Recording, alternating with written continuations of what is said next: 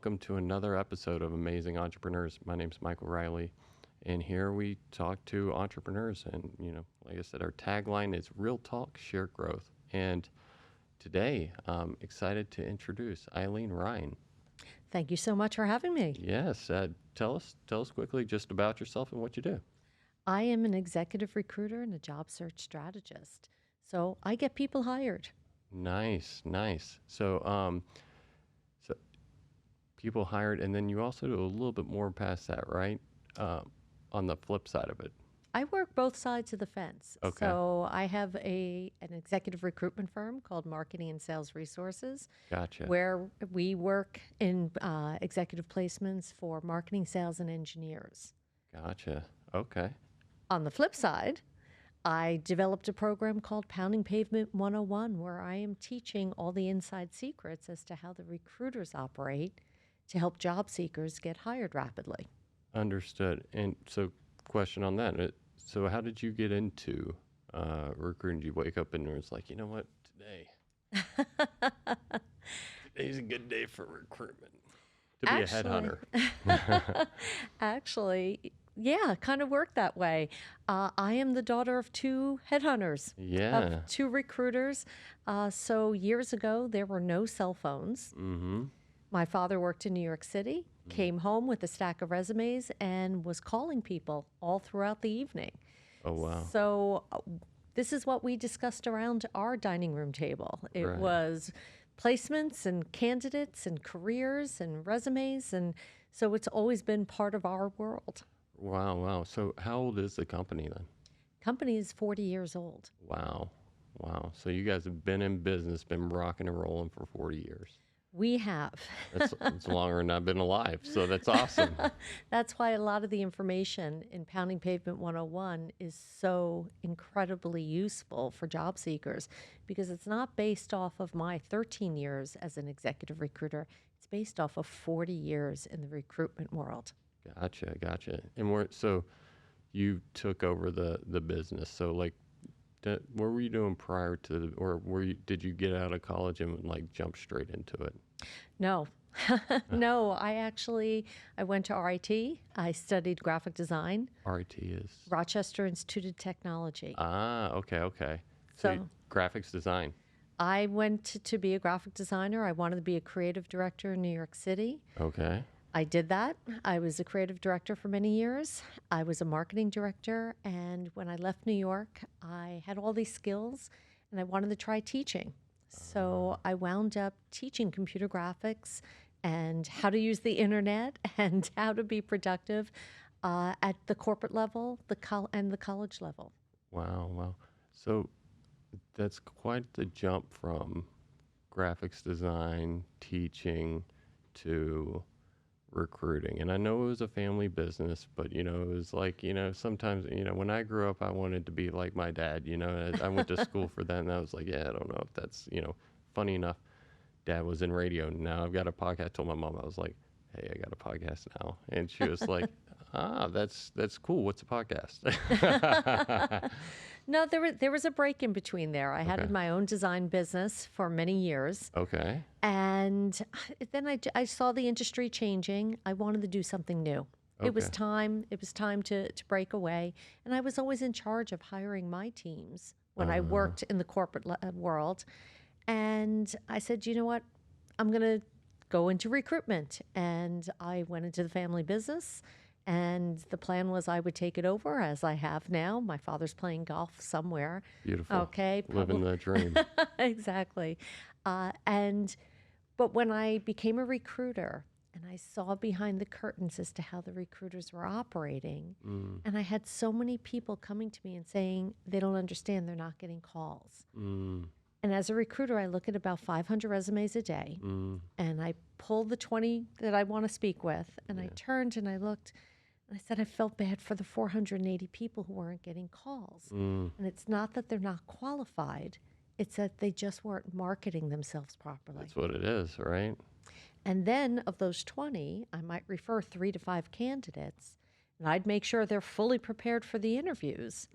And then I look back at the 495 people who weren't getting the benefit of that interview prep. And I decided to help job seekers. So you flipped, you were a teacher. I mean, you're a teacher. So, I mean, Yes. you took that back, and it's like, hey, how can I, you know, work both sides of it? And I say work both sides of it, but it's more along the lines of, it sounds like it's a passion for you. It's like, hey, I enjoy, yes, I work on helping sourcing candidates for, different firms, but I enjoy I'm a matchmaker. I enjoy putting people in the position that, they're going to thrive and hopefully, changes their lives.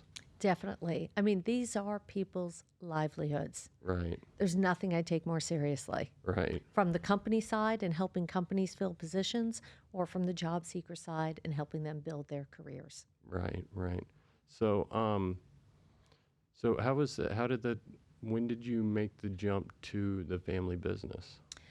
That was, about 13 years ago. Wow. Wow. So made the jump, went from graphics design, went from teaching, made the jump to recruiting. Um, was it just, did your dad call and say, did he have to recruit you? No, he didn't have to recruit me. Okay. It was, as I said, I was looking for a new challenge. Okay. It was time to do something new.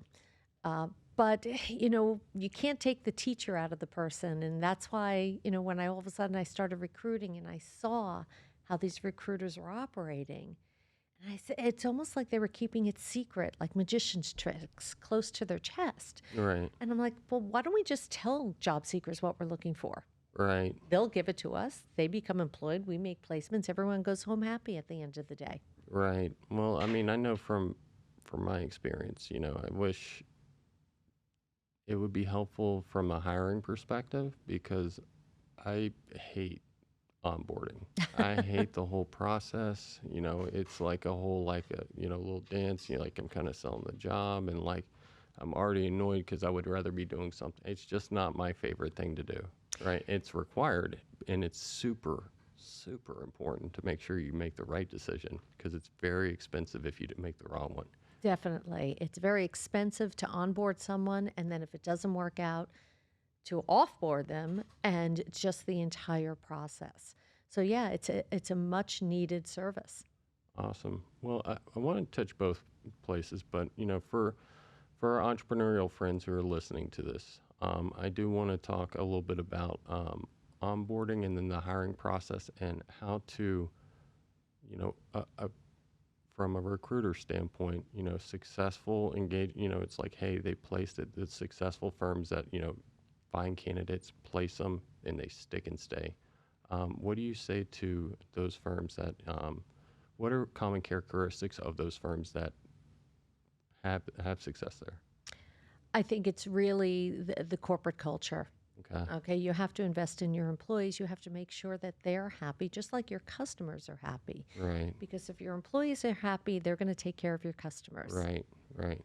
Great company. I was listening to a book on the way over here. Start with Why. Right. And he was saying like the biggest firms in the world. It starts with why do you do it? Yes, Apple sells Apple products. Yes, Google sells, Google, they have a litany of products out there, right? But people love freaking working for them, right? You see an Apple employee, they're excited to, work for them. It's like, oh my God, you got a job over at Google? Oh, that's amazing, And so how can the small, because for me, one of our core things is, yes, we are amazing IT providers, but we also we want to have a place where it's an amazing place where people can come and work at, right? So I think that's a very good point because it's another thing, like I didn't realize how expensive it was you have to pay a salary, but there's other costs on top of that too. Oh, definitely. I always tell people just do the role reversal. Okay, you didn't start out as an entrepreneur. You were working hopefully for someone else because you were Right. learning the business and learning to open a business and become an entrepreneur. You got to do the role reversal. How would you like to be treated? Right. And go by that. Right. And it really comes from the top down. Right. You've got to set the tone in your business for everyone else. Right. This is a very different. Have you placed you saw a good candidate and you connected them with somebody and it didn't necessarily turn out to be the right fit for the company. What's some things that you've learned in, looking at candidates and, saying, hey, this is red flags for the candidate, so to speak? Yeah, there's been a couple of times where someone's hired someone, and look, we offer a guarantee Right. so that within those, by 2 months, they're going to know if the person's going to work out or not. Right. But there's such long hiring cycles now Mm. because the companies, as you said, it's very expensive to onboard someone. Mm-hmm. So they're really getting everyone's buy-in. Okay. So first you might meet with the recruiter, Right. and maybe then an internal recruiter. Then you're going Right. to the hiring manager. Yeah. Then from the hiring manager, you meet the entire team. Yeah. Then from there, you're going back to the hiring manager, maybe then to a senior member. Then you're coming back and then to the recruiter, and then maybe an offer's happening. So we've Right. had a couple of times where, it's gone 3 months and our candidates might be getting a little burnt out from the interview process, Yeah. but Yeah. the companies want to make sure that it's okay with everyone. They don't want to inject any negativity or someone who isn't going to fit their company culture. Gotcha. Question. So I'm looking to hire somebody. As a small firm, like what's the advantage of going through a recruiter? The recruiter, that's their specialty. Mm. It's no different than hiring out any other contract type position. Okay. So you don't need a full-time recruiter. You're not in a constant hiring phase. Mm-hmm. You just need one or two. It's no different than bringing in an extra hand, an accountant to come in occasionally, a software developer to come in and develop the app and then exit. Bringing in an outside recruitment agency, you get that benefit. Sometimes recruiters will work on contingency, sometimes on retainer. Mm. So there's two options there as well. But that's what they do all day. That's what I do all day. I evaluate talent Right. based on comparing against all the other talent. We don't work on a quantity basis. We work on a qualitative basis. Gotcha. So there are some recruiters that they'll just send you resumes, thousands and thousands of, maybe hundreds of Right. resumes. It's our job to evaluate the talent, pull together the top 3 candidates, and then provide it to our companies. I can tell you flat out if a recruiter sending me a crap ton of, if we were like, okay, let's work to hire this person, and they sent me a ton of resumes, it'd be the last time we wouldn't, because like that very much I don't like that process, it's like, trim, give me down to, I'm going to give you parameters, give me down to like what seems to be a decent opportunity for us to have a conversation. So, and a lot of times it is a culture fit because they may be a great candidate. Why? Because like, we've seen it all. It's like, technically, I work in IT, right? So technically, hey, he can perform the job that we need him to do, be an engineering, he's a developer, whatever, right? But on the flip side, maybe a bad culture fit. Like maybe we just don't vibe. He's oil and I'm water. We just don't like, not everybody's going to like each other, Everyone has to get along. Right. I mean, and there's a job for everyone out there, Mm. but one job might not be as a good a fit for another person. Right. And that's nothing against the person. It just really depends on the individual, right? There was a book years ago, Everything I Ever Learned, I Learned in Kindergarten. And I always go back to that because really when you're job searching Right. and filling a team as an entrepreneur and you're hiring people, you're picking a team. So you go back to the kickball field and who are you choosing? Your best friend or the best kicker? Gotcha. Okay. It's got to be someone that you get along with, that will get along with the entire team in Right. order to be productive. Right. So you said, I was trying to think of the actual terms, but I'll just ask it. So is contingency or what? How's the payment? Or retainer. How do you guys typically operate? Depends on the individual client. Okay. A lot of times it'll be contingency Okay. where they only pay us if they hire someone. Okay. Okay. But the fee is higher in that type of situation. Gotcha. Or they can pay on a retainer. Now, if you do the role reversal, okay, which one do I want to work on? Okay, Right. work harder on is what Right. it comes down to. where there's guaranteed money coming in, like a retainer situation. And I always like to build relationships with my companies Right. because I like to have an understanding of what they're really looking for, what their company culture is, because I'm acting as an extension of the company. Well, yeah, I mean, it makes sense. So if so we could hire you like as a fractional role or something like that, hey, we're going to, especially if I know that I'm going to be filling, I can look at our numbers over the past year and we seem to be growing 20%, and this isn't our business, but say, we have 20 people and, it takes, every month we're hiring one person, right? And contingency sounds like it, or a retainer sounds like a better idea because, like, hey, I know that I'm going to be leveraging a recruiter X amount of time anyways. So, like, the amount of, it's just time. I get what you're coming from there. It comes down to money, Right. number one. Number two, I recommend you have that open communication with a recruiter. Okay. You have to be talking as soon as companies shut down or everything is via email. Right. Email's a great way not to communicate. Oh my gosh. Right. Or text. Like, cause like, there's so much context lost in it because there's no body language in it first and foremost, and it's like, hey, we're texting, let's recognize that, I say one thing, I could mean two, like I say shit, it's like, it could be, I'm out of anger, or it could be like, hey, I'm joking. And that happens all the time. Yeah. But we'd like to build relationships to get a true understanding and open communication with our clients. Right. So this way, look, we're working for them, and we want to place the right people. Gotcha. I want to swap to the other side of the business. One last question on the recruiters though.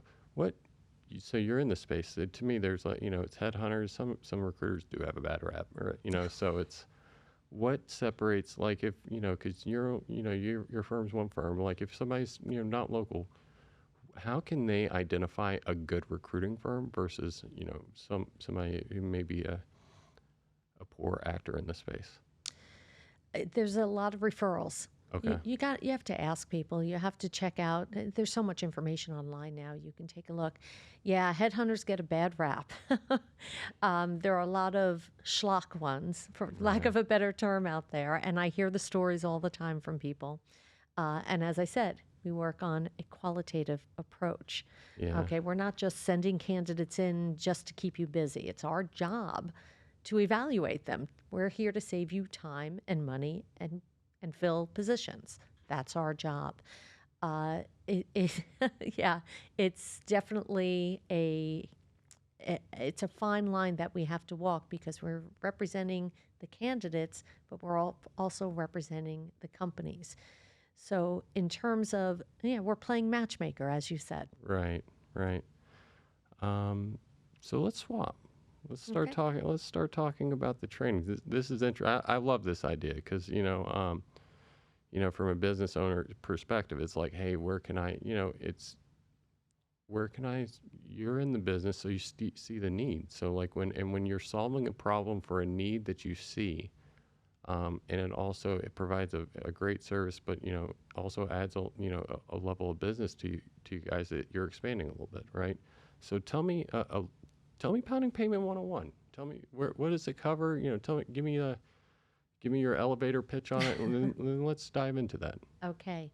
Pounding Pavement 101 is information directly from the seat of the recruiter. So I am teaching people how to develop resumes based on how recruiters operate, how they're searching. I am teaching how to prepare for interviews based on what recruiters are actually listening for in their responses. And then this is what every job seeker forgets. You need a strategic plan as you're attacking the job market. So I teach how to create immense amounts of visibility, where the jobs actually are. They're not on some of the job boards. I'm not going to name any because I don't want to get either one of us into trouble. Listen, yeah, please don't get this with a DMC or whatever. Exactly. Yeah. There are a lot of scammers out there, so I do try to protect my clients and from those job scammers, and I have a YouTube channel that actually people have told their story in order to protect job seekers. Right. But then I'm also teaching how to streamline production so the whole job application goes faster. Right, and you're teaching them, especially, some of these, I imagine the first job's the hardest one to get. For me, my experience, going into IT before I owned a business, right? I got into IT. The first one's the hardest one to get. You get the second one and you start like going through the process and you understand a little bit more. But, I imagine you're doing this, like, are you working with, like, don't colleges have something like this? They do. Okay. I'm working actually, yeah, there's a story there. I'm working with high school students, college grads, all the way up to C-suite. Uh-huh. Because I will tell you, I was working with the director of marketing of a multi-billion-dollar corporation, Mm. and he didn't know how to market himself properly. Mm. So it's all different levels, and Right. people need different information at those different levels. There are career services departments at colleges and professional services. What I have found is not all of them have the experience of working a recruiting desk to understand the full recruitment process. Mm. My own daughter was given the exact opposite advice that she should have been given, and it would have hurt the trajectory of her career. Yeah, that's, it's kind of, I mean, not knocking schools, because No. schools do a whole lot of like, well, things. Well, I'll go into like, as far like there's a lot of fundamentals that just aren't touched there, like, in high school, like, how to balance, basic stuff, Yeah. right? Versus like, us talking about like, Calc 2 or something like where is that actually applicable, versus like, hey, how to find it, because not everybody's going to go to university, or if you're at a university and you graduated, right? How to transition from being a student. That's great. You just spent, X amount of money to get a degree in something. Now what? Well, and I give these career service departments credit because they're dealing with tons of students, Mm, hundreds and hundreds of students. mm, They have to treat every student equally. mm. They have to. But if you're going out into the open market, you can do everything you can to rise above to become that candidate of choice. Right, right. And you should be. You need to, That's right. especially if you want to have the job that you're really shooting for, because you can get a job, but is it the one that you want, And the one that you want is going to be it's going to directly impact your production. Well, production, because if you don't enjoy it, you're Right. just We not going to just be talked about, yeah, successful. we just talked, you have to want to work where you're at in order for you to, from an employer point of view, in order for me to get the most out of my resource, I need them to be happy. That's right. And it's building blocks Right. because today's job builds to next year's job or tomorrow's job, and it's down that future career path. So Right. if you don't get that right job now, that right fit, Mm, it's going to set you down a wrong path. mm. So question, do you work just with individuals? Or you work with organizations as well? No, I also partner with organizations. Okay. Okay, because the program, I'm getting people hired on average 42 days after they've been searching over a Oh, year on wow. their own. Wow. Yeah. That's fantastic news. I have conversations with my clients afterwards, so that Uh, just like this, uh, so this way people can listen in on the conversations. right. I don't believe in quotes on websites because you never quite know if they're real. So I have the conversations with them. But I've had a couple of people who have doubled their salaries. Mm, I've had people who, in 3 weeks, they found jobs yeah. and good paying jobs in their career fields, jobs that was their dream jobs. Mm. That's my goal, is to get people hired. That's amazing. That's amazing.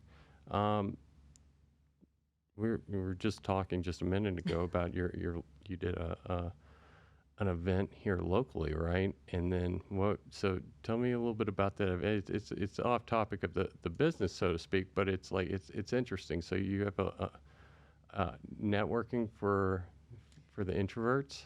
Yes, I was giving a presentation yesterday at the South Florida Tech Hub, Okay. okay, at FAU, and this was networking for introverts. Okay.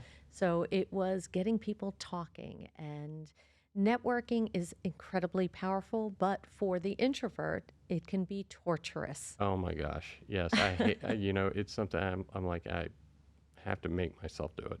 You know what? Even for the extrovert, it's torturous to walk into a room not knowing anyone, and you take a deep breath and you do it.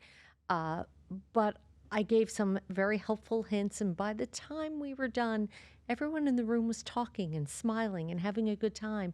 And I want to just get rid of the word networking. If we got rid of the word networking, because that the images are everyone just handing business cards around. Right. If you just call it meeting people, Right. it just takes the pressure off. Right. For the for the listener, right? So give them a couple of those tips. We don't have to spend a whole lot of time here, but give a couple tips on like what can they do to be more effective when they are at one of those, a chamber event or a BNI or one of those different industries. I would say, first of all, when you're walking in, don't stand in a corner. No one's going to come to you in the corner. And then it's even harder to walk in to meet people. Put yourself in the middle of the possibilities. Right. Because people just walk by you, you pick up on a conversation that way. Mm-hmm. So that's a huge tip. That makes a big difference.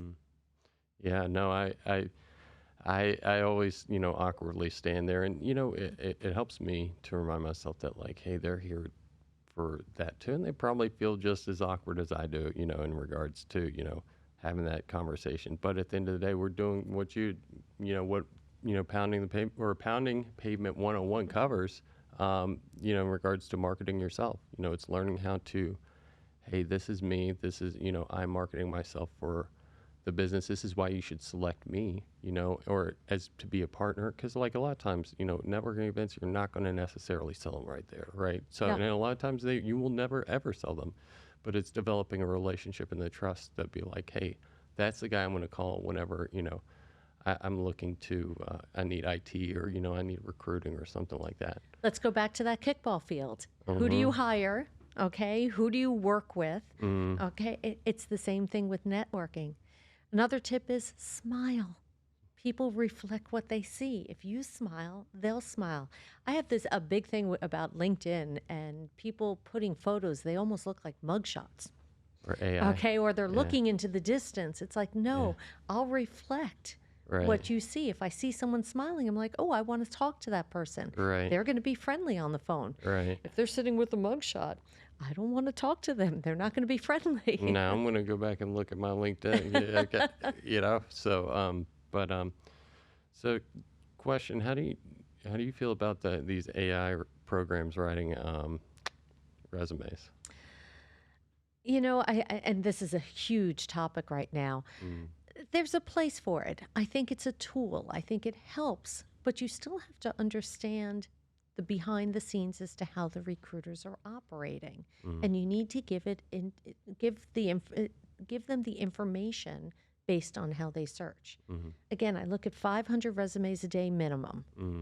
You've got 5 seconds to catch my attention, or I move on to the next one. So there is a place for AI to help you, but not to do the work. But I think we're all doing that, understanding that better now. Yeah, a little. I mean, every month it's like it's ChatGPT. Came out like 6 months ago or something like that. Actually, it was a little bit longer than that, but it's like it started becoming prevalent, like within the past 6 months, and now it's like you're learning about prompts and my excuse me, my resume.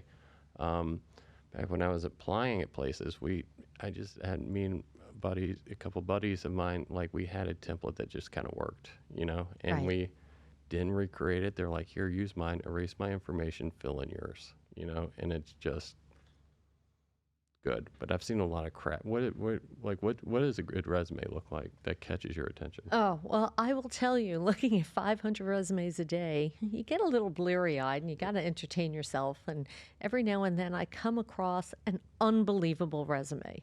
Like, I can't believe that the person put this together. So I have a folder on my laptop called Unbelievable Resumes, and I keep a file of them. It's interesting because one resume comes to mind that he started off saying he's detail-oriented, and this was for someone who was in IT programming. All right. And there had to have been 19 typos on the resume, but he's quote-unquote detail-oriented.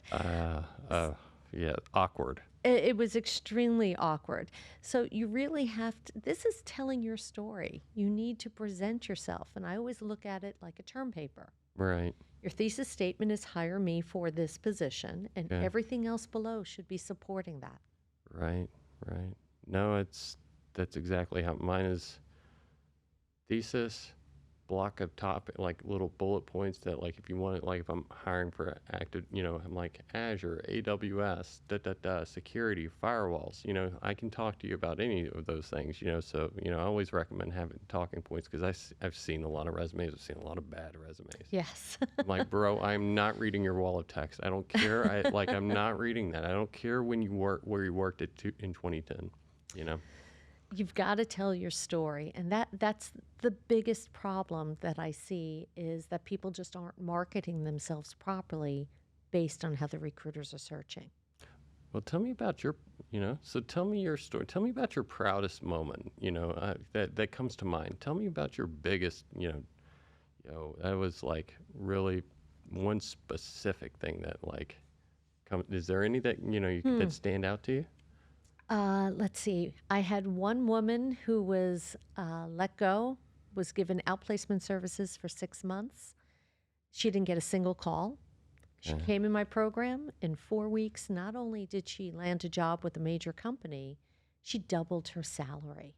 Oh, see, it ended up being a blessing in disguise, huh? Doubled her salary. I taught her how to do it. She didn't realize she was being grossly underpaid. And if she had done it the way that she thought she was supposed to do it, she would just have earned another $5,000. She Right. earned an additional $50,000. Wow. Wow. Yeah. Um, how do you, is there a side that you're, would you, well, I don't know if this is a great question, but is there a side that you enjoy more? Um,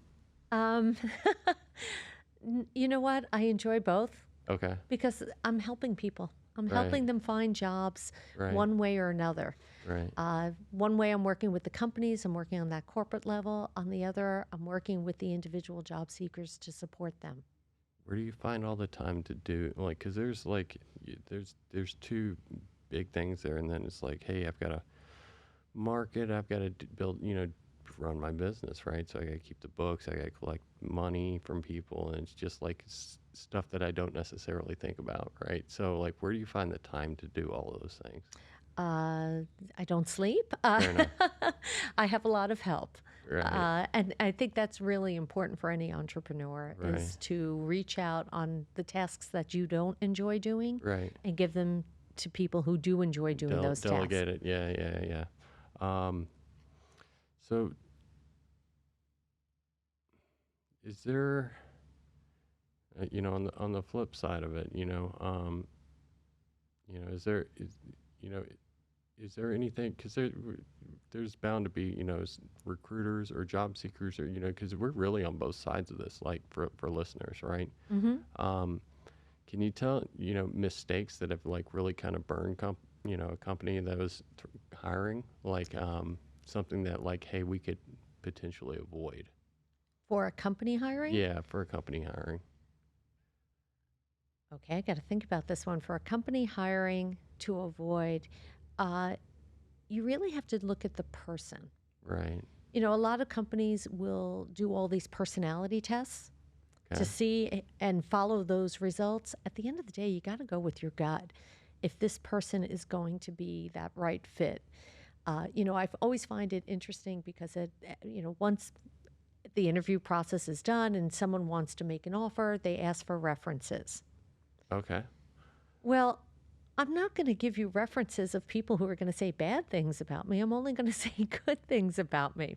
So, I always find that a little funny. But at the end of the day, all the personality tests in the world, all of these other things, you've got to go with your gut about the person because you're hiring a person. Right. Right. um Oh, speaking of, podcast persons, I keep doing this. I keep getting him so wrapped up in our episode that I forgot. I've got to do a quick ad reading. Okay, it's actually for a friend, Kathy. You know Kathy Myron, right? I know Kathy Myron. She is absolutely fabulous. Yes, yes. So yes, she's actually sponsoring the show. So we're super excited to talk a little bit about her. And actually, Are you a business leader concerned about your data security? Do you want to make sure your business is protected from breaches and cyber attacks? If so, you need a cybersecurity health check from eSilo. Similar to an annual doctor's visit, eSilo's cybersecurity health check is a lightweight, non-intrusive assessment that helps small and mid-sized businesses find and fix security weaknesses in their business. These might be technical problems, but oftentimes there are people and process problems too, like an employee emailing sensitive information or a new set of data security regulations you may need to comply with. Each of eSilo's findings includes a detailed explanation of industry standards and best practices, making the health check report an easy-to-follow guide for business leaders and non-technical staff. So, if you don't know, or if you want to invest in your cybersecurity and aren't sure where to start or to call, I encourage you to reach out to the experts over at eSilo who can help put the necessary cybersecurity guardrails to keep your company and your reputation safe. Schedule a free confidential consultation today at esilo.com/sales. That's ESILO.com/sales. And back to our regularly scheduled program. So, been in it. You've been doing this for about 13 years now. 13 years full-time as a recruiter and job search strategist. Nice. Where do you see yourself and where do you want the business to be in 5 years? My pie in the sky idea, Mm, I want to put this premium information in the hands of the people who really need it, right. the people who can't afford it, the people who really need those jobs. Right. So I want to work with additional organizations to get people hired. Right. It could change someone's life. It could change not only their life, but their generations behind them. Speaking of which, is your daughter going to take over the family biz whenever she's ready? She is not. She's sworn against it, huh? She is a biomedical engineer. She will be Well, starting. You were a graphics designer. I mean, never say never, right? Well, I will tell you, there's a little bit of me in her. Everything is designed. She has beautiful charts and graphs, and all the doctors are looking and saying, "Carly, how is this so nice?" So Right. there's a little bit of me in there. Right. I guess the final question is, out of everything that we talked, we've had some great moments from both the business and both the hirer and the hiree process, like little snippets. But is there anything that we haven't talked about that you're like, hey, we definitely need to talk about that? Oh, I can't think of anything. I think we've covered recruitment, we've covered job searching, Right. we've covered entrepreneurship, we've covered Kathy Myron. Highly recommend that highly- everyone calls her. Yes, yes, good mutual friend and proud sponsor of the show. So, You don't realize that you can be open to an attack. And as I said, I've done a couple of videos on job scams. right. Yeah. I mean, it's only going to get more and more crazy with the way that AI is. So it's like, the phishing emails and, because I've seen it happen firsthand, like people sending a lot of money to somebody that they're like, why'd you send it? The last week's episode, Frank, he does mortgages. And so it's like, hey, whenever I'm sending over that big chunk of change, right? So you got to be prepared. So, Yeah, you don't realize. Yeah, so this ties perfectly into what you do and what Kathy does. yeah. I recorded, someone told her story that her identity was stolen Mm, because they asked for personal information, right. social security number, didn't even think twice about it, Right. applying for a job. We had someone else who had her bank account broken Oh, into wow. because there's a scam out there that it's a work from home. Okay. They will send you a check Okay. and you buy equipment with that check. Okay. And they ask for your social security number, they ask for all your personal information. Mm, And you're so excited as a job seeker to be getting a job that you just give them the information. You figure this is part of the process. And then they're sorry on the back end. So by telling these stories, we actually protected a couple of my clients. I told them the stories and they were contacted about these jobs and we were able to protect them. What?